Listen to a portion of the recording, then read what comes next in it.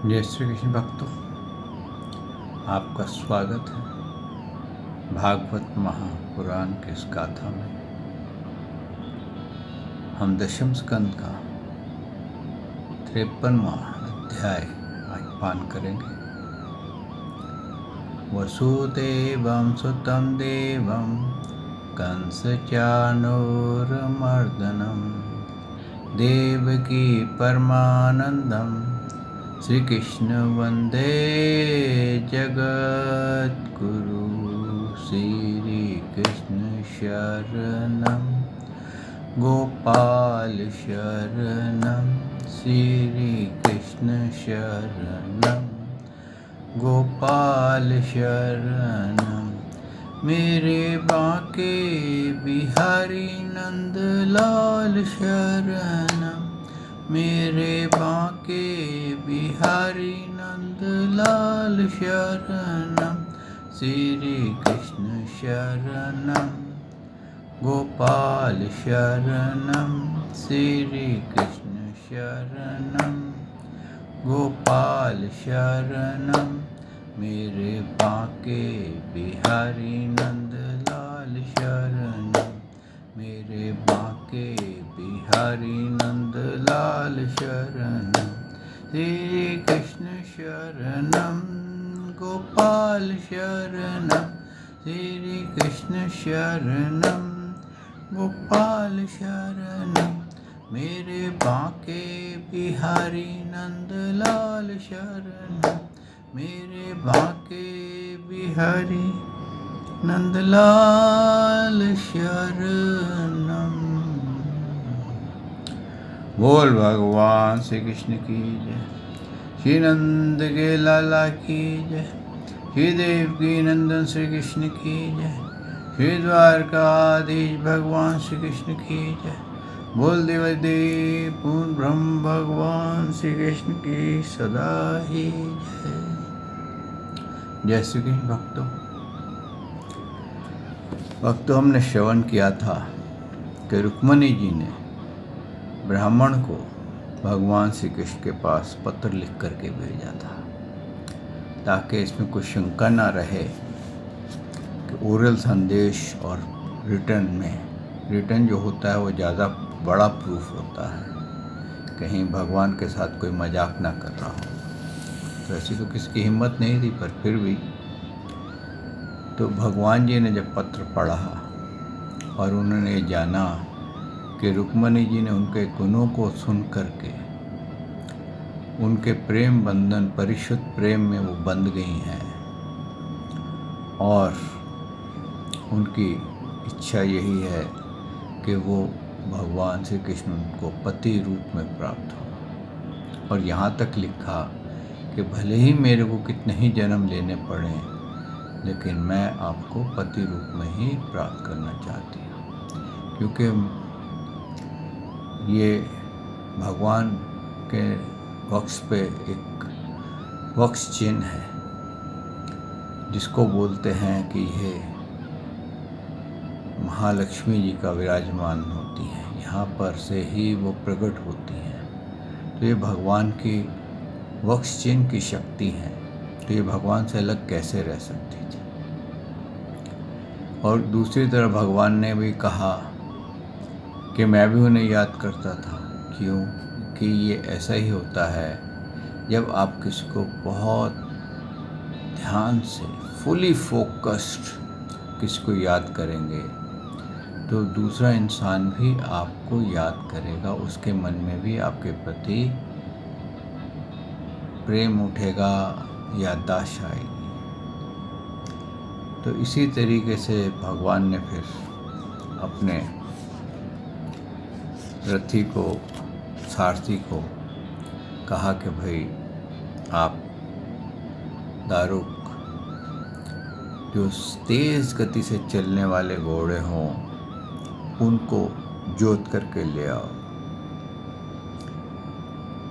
तो दारुक भी ने उसी वक्त रथ को तैयार किया और कहते हैं जो सबसे तेज गति के चलने वाले घोड़े थे भगवान के द्वारका में, उनको उसने जोत लिया।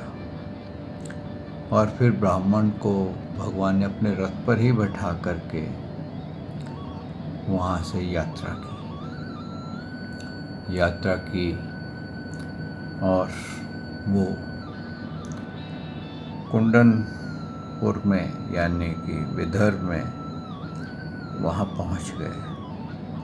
जब पहुँच गए तो ब्राह्मण जो थे रुक्मणी जी के उसी दिन पहले दिन उन्होंने गिरजा देवी के यहाँ जाना था और फिर अगले दिन उनका विवाह होना था। तो उनके पिता वहाँ पर विवाह की तैयारियाँ कर रहे थे। बहुत अच्छा माहौल बना हुआ था। कहते हैं जब महाराज भीष्म को पता चला कि भगवान श्री कृष्ण पधारे हैं तो उन्होंने उनकी अगवानी करी, उनका सत्कार किया और इनको एक अच्छे बड़े महल में ठहरा दिया। और उनके भीष्म जी की यानी कि जो थे उनकी इच्छा ये थी कि मेरी पुत्री का विवाह भगवान श्री कृष्ण के साथ हो, क्योंकि वो जानता था कि भगवान का मुकाबला कोई नहीं कर सकता। लेकिन उसका जो पुत्र था रुक्मी, वो इतना कहते हैं ना पावर मैड था कि वो उसको ये चाहता था कि हमारे जितने भी रिलेशन हैं, जितने भी हमारी सरहदें हैं, वो उनके साथ हों जो कि आज के तौर पे कहते हैं ना one of the supremest powers on the earth हैं। इस तरह से उस टाइम की सुप्रीम पावर शिशुपाल, जरासंध और भी राजा थे, तो वो उनसे रिश्ता जोड़ना चाहता था। इसी प्रकार से ना चाहते हुए भी कहते हैं महाराज भीष्म ने अपनी पुत्री का विवाह शिशुपाल से करने के लिए तैयार हो गए। आइए भक्तों, आइए आप भागवत को आरंभ करते हैं। सच्चिदानंद रूपाय विश्वोत्पत्ते आदि हेतवे तापत्रय विनाशाय श्री कृष्णाय वयं नमो नमः। श्री कृष्णाय वयं नमो नमः। श्री कृष्णाय वयं नमो नमः। श्री कृष्णाय वयं नमो। बोल देवदेव पूर्ण ब्रह्म भगवान श्री कृष्ण की सदा ही जय। कहते हैं भीष्म जी ने वो नगर बहुत अच्छे से सजाया था। जगह जगह फूलों के, चंदन के पुष्पमालाएं और अनेक प्रकार से सड़कें धो दी गई थी। चंदन का छिड़काव किया गया था। हर जगह सुगंधी फैल रही थी। और इसी तरीके से सुखदेव जी कहते हैं इसी प्रकार चेदी नरेश राजा दमघोष भी अपने पुत्र शिशुपाल के लिए मंत्रज्ञ ब्राह्मणों से अपने पुत्र के विवाह संबंधी मंगलकृत कराए। इसके बाद वे मत चुआते हुए हाथियों की सेना की मालाओं को सजाए हुए रथों पर पैदल तथा घुड़सवारों की चतुरंगी सेना के साथ लेकर के कुंडनपुर जा पहुँचे। आप देखिए अब्दुल्ला साहब जो थे शिशुपाल, बड़े मस्ती में थे कि इतनी सुंदर स्त्री मुझे मिलेगी, इतने बड़े राज्य के साथ मेरा संबंध होगा। और जैसे कि आप जानते हैं कि अब ये तो उनको नहीं पता था किसी को भी कि ऐन जैसे कि राम जी को सवेरे राज्य होना था और रात को पता चला कि उनका वनवास हो गया है। इसी प्रकार शिशुपाल को भी नहीं मालूम था कि ये जो है रुक्मिणी जी ये मेरी पत्नी नहीं बन सकती। मैं तो इनकी कहते हैं ना साया के बराबर भी नहीं। तो इसी प्रकार से कहते हैं जो रुक्मिणी जी थी वो सवेरे जब तैयार हुई जाने के लिए तो राजमार्ग में सभी जितने भी राजा लोग आए हुए थे उनको देखने के लिए दोनों सड़क के दोनों तरफ खड़े हो गए और अपने अपने हाथियों पे, अपने अपने रथों पे खड़े कर हो गए। और इधर भगवान श्री कृष्ण भी आगे जा कर के वहाँ पर एक राजपथ पे खड़े हो गए। तो इतने में क्या हुआ कि रुक्मिणी जी जब गई तो वो अपनी बहुत सारी सहेलियों के साथ थी। हाथों में उनके पर्दा था, मतलब माथे पे उनके थोड़ा आधा घूंघट था, तो कोई भी उनका चेहरा पूर्ण रूप से नहीं देख सक रहा था कि कौन सी रुक्मिणी जी हैं, कैसी हैं। पर वो गहनों से पूर्ण रूप से लदी हुई थी, तो उससे एक अनुमान किया जा रहा था कि ये रुक्मिणी है। तो कहते हैं जब वो गिरजा जी के उसमें गई मंदिर में, तो वहाँ उन्होंने गिरजा देवी से प्रार्थना करी कि हे माँ, अगर मेरा कोई पुण्य हो तो आज भगवान श्री कृष्ण मुझे हर लें और मेरा पानी ग्रहण करें, और इस अधर्मी से मेरी रक्षा हो शिशुपाल से। मैं भाई के ज़बरदस्ती मेरी शादी वो इससे कर रहा है, जबकि ना तो मेरी इच्छा है और ना ही मेरे पिताजी की इच्छा है।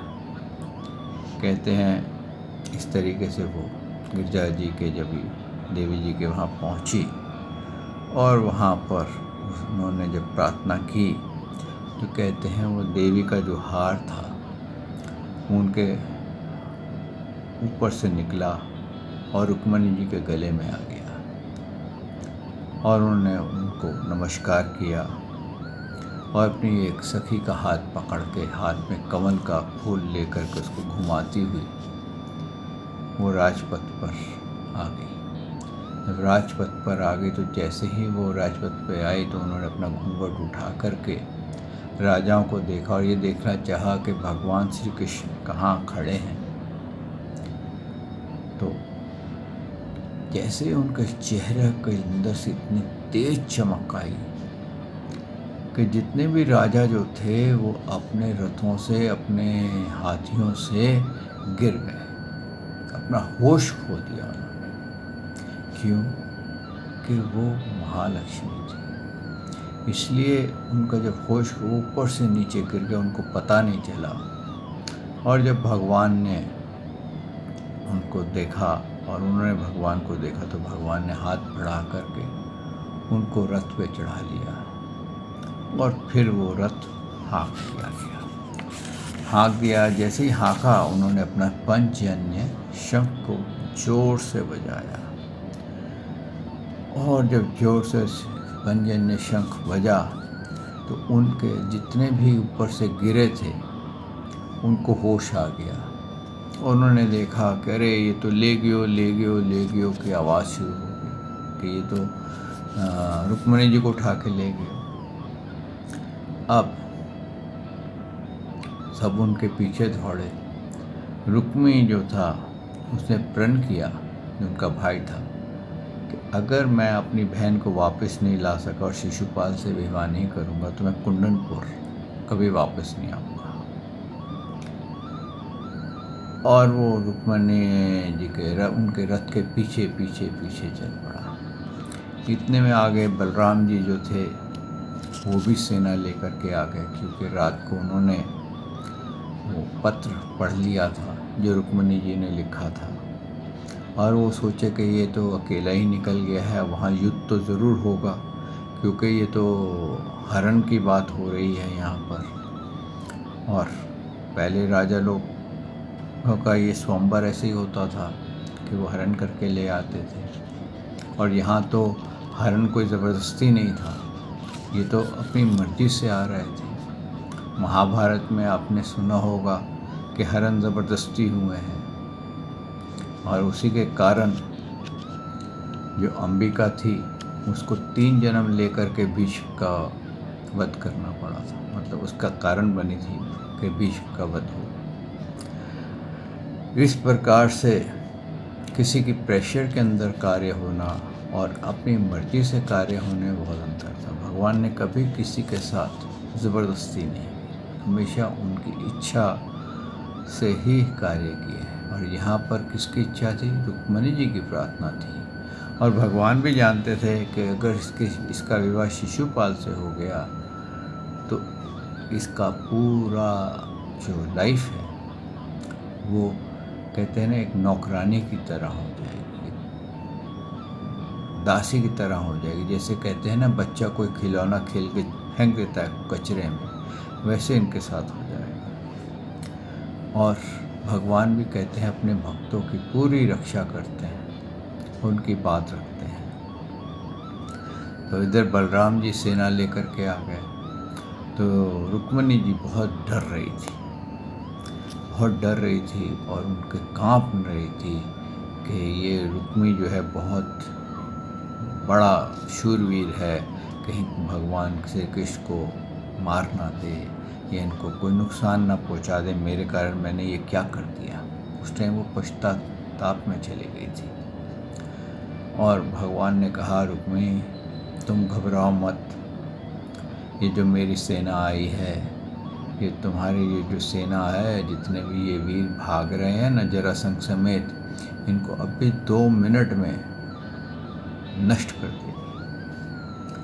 उन्होंने देखा कि बलराम जी ने सारी सेना को एकदम ऐसे कुचल दिया जैसे हाथी गन्ने के खेत में घुस जाए और वो गन्ने तोड़ डाले।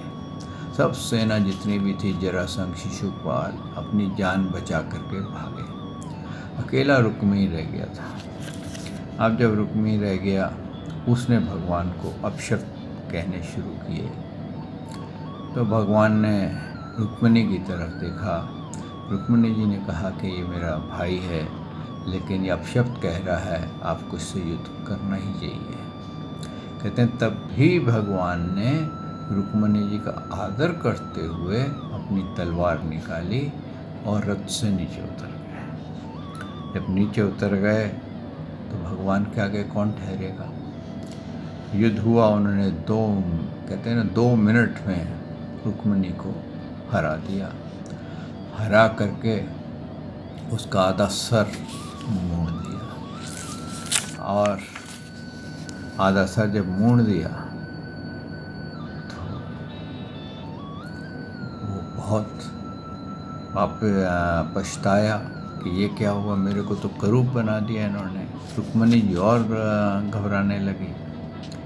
इतने बलराम जी आए, बोले ये क्या करा कान्हा तुमने? ऐसा कोई करता है कि अपने संबंधियों को क्रूप बनाता है क्या? तुमने इनको ऐसा क्रूप कर दिया कि तो कहीं भी जाने के लायक नहीं। तो रुक्मिणी जी बहुत डर रही थी, घबरा रही थी। तभी भगवान ने कहा रुक्मिणी जी से, रुक्मिणी तुम घबराओ मत, हम क्षत्रियों का जीवन ही ऐसा है, कुछ पता नहीं होता हमारे जीवन में कौन शत्रु पैदा होता है और कौन अपना होता है। अब देखा जाए तो तुम्हारा भाई जो कि मेरी तरफ से मेरा रिश्तेदार है, वो मेरे को मारने के लिए आ गया। उसको मालूम है मैं तुम्हारे घर लाया हूँ, तुम्हारे को मैं तुम्हारी इच्छा से लाया हूँ और मेरे साथ तुम्हारा विवाह होने वाला है, उसके बावजूद भी वो मेरे शत्रु पक्ष में चला गया। बोले ये क्षत्रिय धर्म ही ऐसा है कि जहाँ पर भाई भाई आपस में टकरा जाते हैं। अब महाभारत में भी देखिए तो दोनों एक ही परिवार था, लेकिन युद्ध हुआ, टकरा गए और एक समाप्त हो गया। कहते हैं उसके बाद रुक्मी जो था वो पश्चाताप करने के लिए चला गया। भगवान द्वारका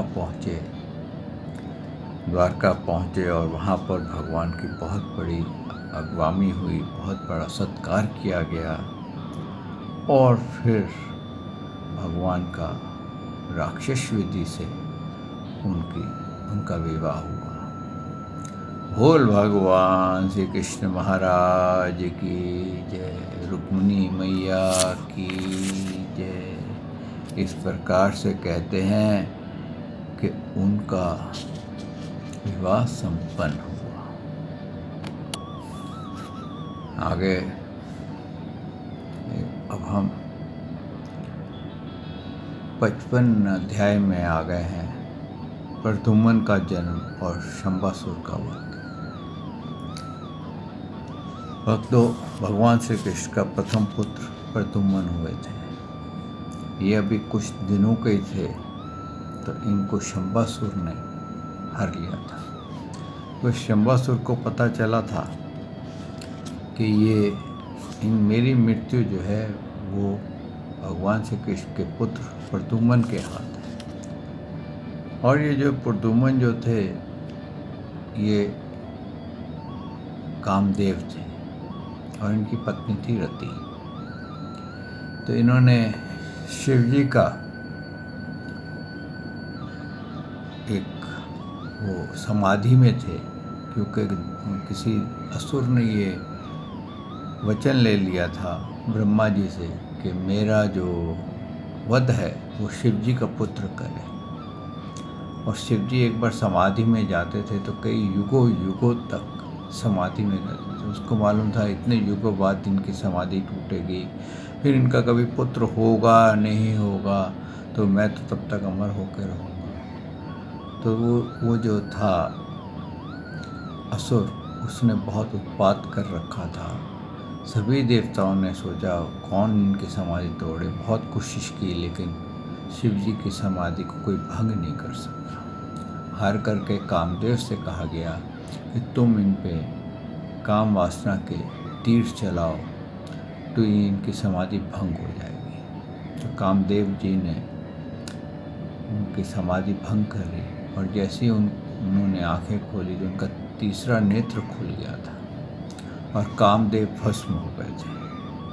जब कामदेव भस्म हो गए, क्योंकि आत्मा अमर है, उनका शरीर ही भस्म हुआ था, तो सबने जाके शिव जी से बोला कि ये ऐसी मुसीबत देवताओं पे आ गई थी, आप समाधि में थे और कोई रास्ता नहीं था हमारे पास कि आपके पुत्र के अतिरिक्त कोई इसका वध कर सके।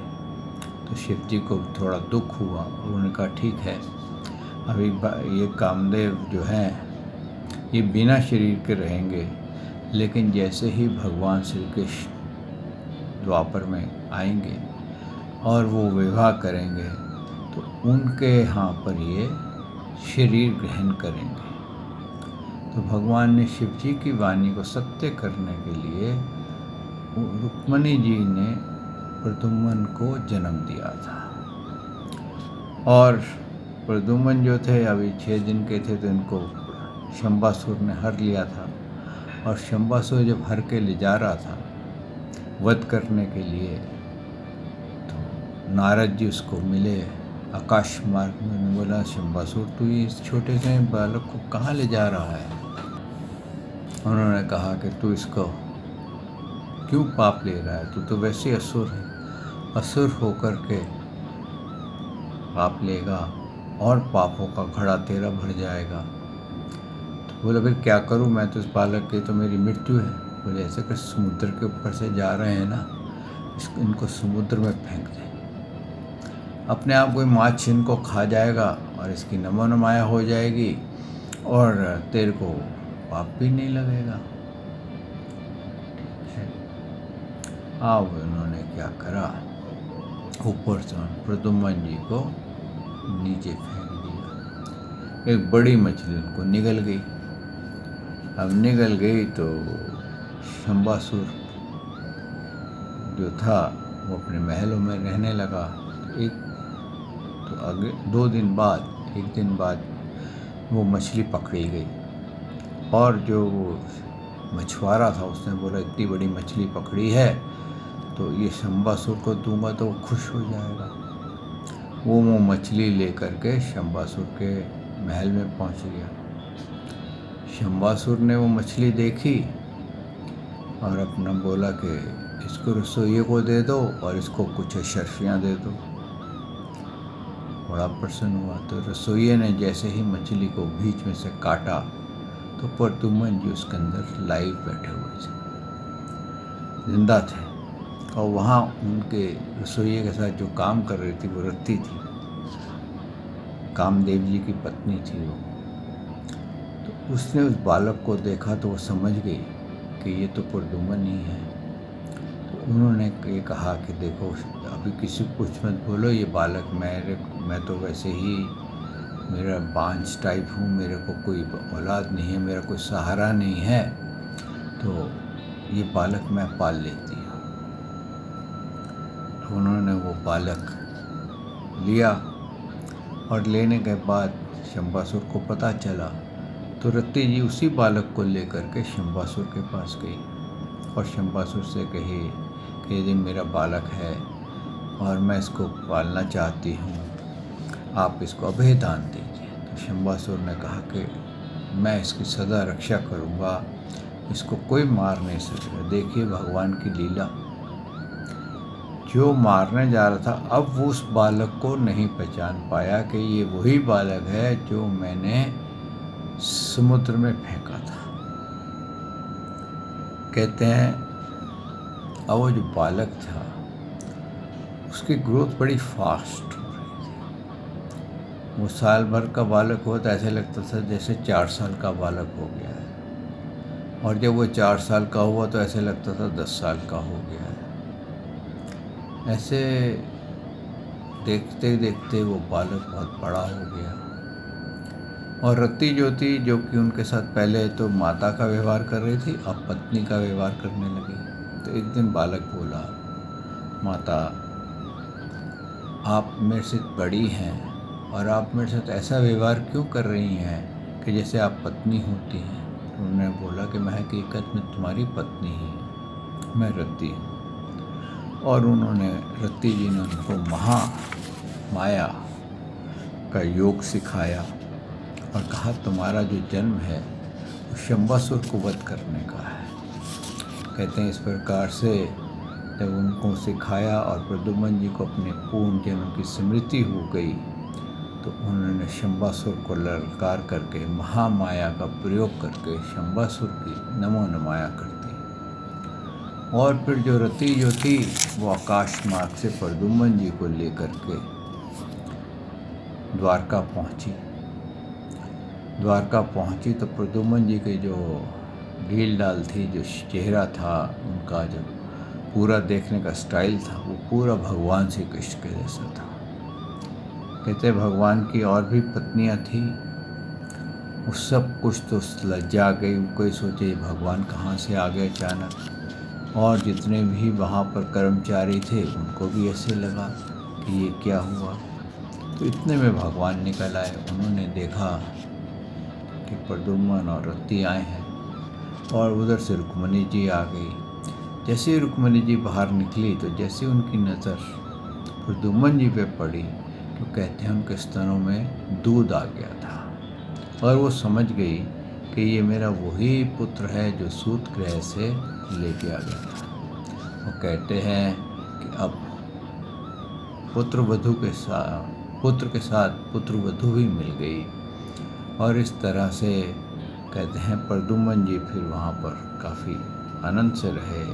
और उसके आगे भक्तों भगवान के औरों दूसरी शादियों की विवाह की कथाएं हैं, सत्यभामा से और जामवंती से श्री कृष्ण का विवाह हुआ। इस प्रकार से कहते हैं कि भगवान को कोई ये जान नहीं सका कि ऐसा क्या लीला थी कि हर कोई भगवान की तरफ मोहित हो जाता था, अट्रैक्टेड हो जाता था। और ये कोई समझ नहीं सका कि प्रद्युम्न जी की रक्षा किसने की। कहते हैं ना, जिसकी रक्षा वो करे मार सके ना कोई। इसी प्रकार से भगवान का रहस्य, भगवान की बारे में कहते हैं मन और बुद्धि के परे हैं और जो इनसे पूर्ण रूप से प्रेम करता है वो इनको जान जाता है और वो कुछ आगे बताने में असमर्थ सा रहता है, क्योंकि ये कहते हैं ना, एहसास करने की बात है भगवान के गुणों को, लेकिन उनको गाया नहीं जा सकता। आइए भक्तों, आज यहाँ वाणी को विश्राम देते हैं। कल प्रभु ने चाहा तो मैं आपकी सेवा में हाजिर होऊंगा। और समंतक मणि की कथा जामवंती और सत्यभामा के साथ भगवान श्री कृष्ण के विवाह का लीला गान करेंगे।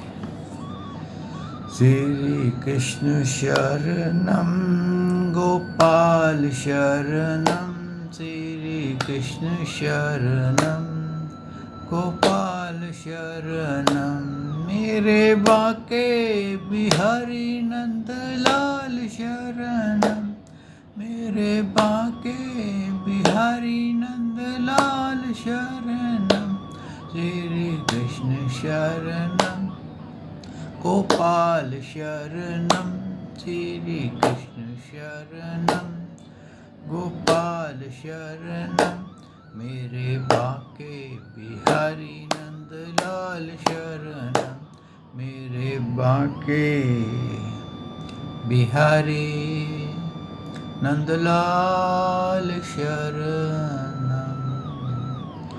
बोल देवदेव पूर्ण ब्रह्म भगवान श्री कृष्ण की जय, श्री नंद के लाला की जय, हे देवकी नंदन श्री कृष्ण की जय, हे द्वारकाधीश भगवान श्री कृष्ण की जय। बोल देवदेव पूर्ण ब्रह्म भगवान श्री कृष्ण की सदा ही जय। जय श्री कृष्ण भक्तों।